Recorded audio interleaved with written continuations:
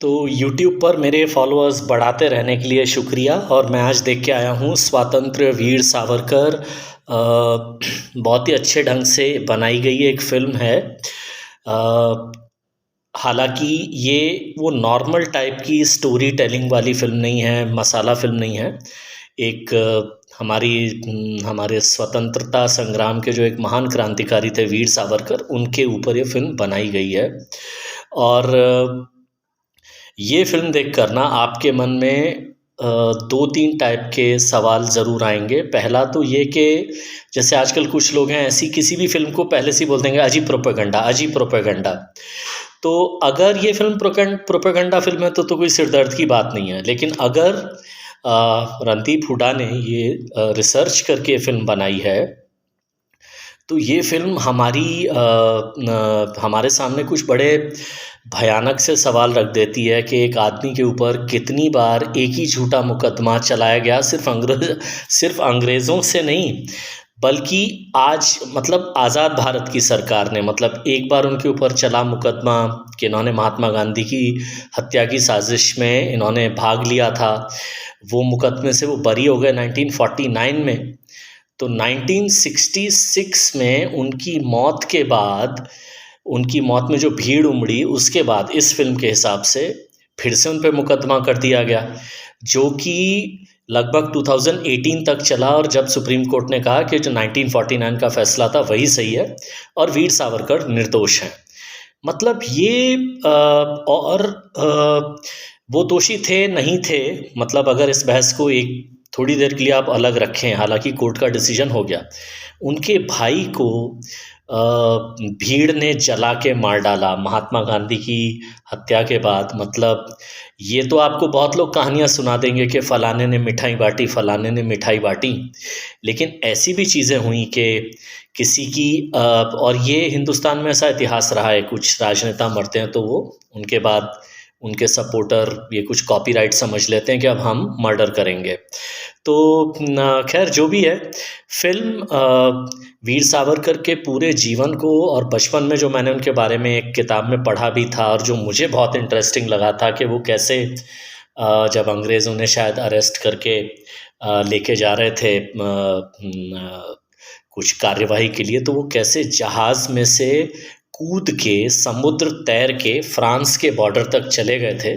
और क्योंकि वहाँ पे जो पुलिस ऑफिसर था उसको इंग्लिश नहीं आती थी, और कैसे ये अंग्रेज़ फ्रांस की धरती से फिर उन्हें वापस ले गए थे, जो इतना गैरकानूनी काम था, या वीर सावरकर की बदकिस्मती भी थी। तो ये सारी कहानियाँ दिखाई गई हैं, और कैसे उनकी सोच जो थी वो एक कुछ उस टाइप की सोच थी, जैसे कुछ बातें जो उन्होंने कहीं वो कितनी अहेड ऑफ इट्स टाइम्स बोलते हैं ना इंग्लिश में, वो थी कि वो कह रहे हैं कि जो हिंदुस्तान का जो प्राइवेट उद्योगपति है उसी को रक्षा के हथियार, वेपन्स वगैरह बनाने की अनुमति दी जाए।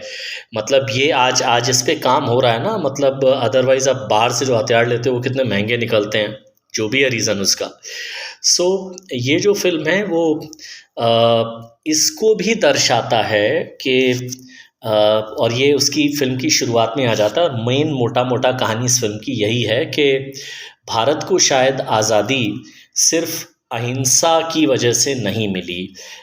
लगातार क्रांतिकारी आंदोलन चलते रहे, और सबसे बड़ा कारण था 1946 में, जब जो हिंदुस्तानी थे अंग्रेज़ों की सेना में, वो जो नेवल म्यूटिनी हुई थी जिसमें पुलिस वाले भी थे और एयरफोर्स वाले भी थे, बॉम्बे डॉक्स में 1946 में, जिसके बाद जो तब के प्राइम मिनिस्टर थे इंग्लैंड के एटली, जो इस फिल्म में दिखाया गया, उन्होंने फैसला लिया कि अब हिंदुस्तान की सेना भी उनके आउट ऑफ कंट्रोल जा रही है, तो अब हिंदुस्तान को आज़ाद कर दो।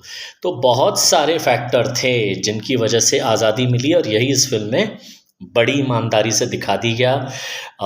जो सबसे हिलाने वाला हिस्सा है वो जो अंडमान निकोबार जेल में जो सावरकर ने लगभग 15 साल के आसपास, 15 से 20 साल बिताए, उस जेल की जो बहुत ज़्यादा कुछ डिटेल में, मतलब ऐसे सीन कि आप डर जाएं हिल जाएं ऐसा नहीं है, लेकिन वो एटमॉस्फेयर ही ऐसा बिल्ड करके दिखा दिया है कि उस आपको वो एहसास होता है कि सावरकर किस किस चीज़ से गुजरे, और ये जो हमारे क्रांतिकारी थे इन्होंने क्या क्या बहादुरी किया और इन्होंने क्या क्या किया हमारे लिए।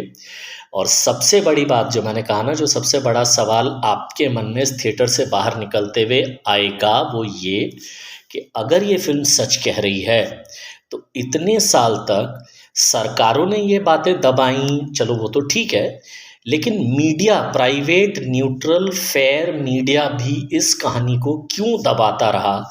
ये फ़िल्म जब आप देखोगे ना, तो ये सवाल आपके मन में ज़रूर आएगा। देयरफॉर आप जाइए, इस फ़िल्म को देखिए। ये नॉर्मल फ़िल्म नहीं है, हो सकता है आप में से कुछ बोर हो जाएँ और आप में से कुछ लोग जब इस फ़िल्म को देखें, इंटरवल तक पहुँचते-पहुँचते हो सकता है मुझे बुरा-भला कहना लगे अगर मेरी एडवाइस पे जा रहे हैं तो। ये उस टाइप की फ़िल्म नहीं है, ये देखने की। एक चीज़ जो मुझे लगता है, आई होप के नॉर्थ और बाकी जगह जहाँ दिखाई जा रही है, कुछ बड़े इंटरेस्टिंग सबटाइटल्स आते रहते हैं साइड में कि सावरकर के साथ क्या हुआ, ये वाला जो सीन आ रहा है इसका कुछ बैकग्राउंड क्या है। जैसे कैसे क्रांतिकारी की बीवी जो 10-12 साल तक मिलना चाहती रही उससे काले पानी में, जब वो मिलने गए परिवार वाले, सावरकर के बड़े भाई और वो दोनों थे, तो सावरकर के बड़े भाई की पत्नी सिर्फ 4 दिन पहले उस मीटिंग से मर गई थी। 10-12 साल तक उन्होंने अपने पति को नहीं देखा। ये सारी बातें ना कोने में इंग्लिश में आती रही हैं, सब एज अ टाइटल या सब टाइटल, जो भी आप कहें उसको। आई होप कि रणबीर हुड्डा ने जब ये फिल्म उत्तर भारत वगैरह में रिलीज़ की है तो वहाँ पे सबटाइटल हिंदी में आए, क्योंकि ज़्यादातर जनता इंग्लिश पढ़ नहीं पाएगी। जब आप उन चीज़ों को पढ़ते हुए उस सीन को देखते हैं ना, तो इस फिल्म का बड़ा अच्छा इम्पैक्ट होता है। एक अच्छी एजुकेटिव फिल्म है, अगर एंटरटेनिंग फिल्म नहीं है तो। मेरी तरफ से डेफिनेटली 5 में से 3.5 के आसपास स्टार। मैं 4.5 भी दे देता, लेकिन स्टोरी टेलिंग काश रणबीर हुड्डा ने थोड़ी इम्प्रूव की होती, लेकिन अच्छी फिल्म है।